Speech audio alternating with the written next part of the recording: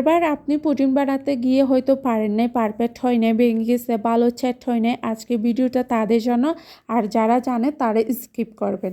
চলুন ভিডিওটা শুরু করি। আসসালামু আলাইকুম। প্রথমে আমি হাফ কাপ চিনি নিছি, মিডিয়াম আছে জাল দিয়ে আমি ক্রামেল তৈরি করে নিব। যখন হয়ে যাবে আমি নামিয়ে নিব ঠান্ডা হওয়ার জন্য। হাফ লিটার দুধ নিছি, জাল করে ঘন করে অর্ধেক করে নিব। এখন আমি 3টা ডিম নিছি, তার মধ্যে হাফ কাপ চিনি আর দিছি একটু করে লবণ, সবগুলো একসাথে মিক্স করে নিব। আর ঠান্ডা করা দুধগুলো আমি দিয়ে মিক্স করে নিব। মিক্স করা হয়ে গেলে আমি যেখানে ক্রামেল রাখছি ওই বাটিতে দিয়ে দিব। দিয়ে আমি প্রায় 20 থেকে 30 মিনিটের জন্য আমি রান্না করতে থাকবো। যখন 30 মিনিট হয়ে যাবে আমি একটা কাঠি দিয়ে চেক করে দেখব ভালো হয়েছে কিনা। এর না হইলে আমি নামিয়ে নিব। নামিয়ে নিয়ে আমি নর্মাল ফ্রিজে রেখে দিছি। এখান থেকে বের করে দেখবেন অবশ্যই সেট হয়ে গেছে।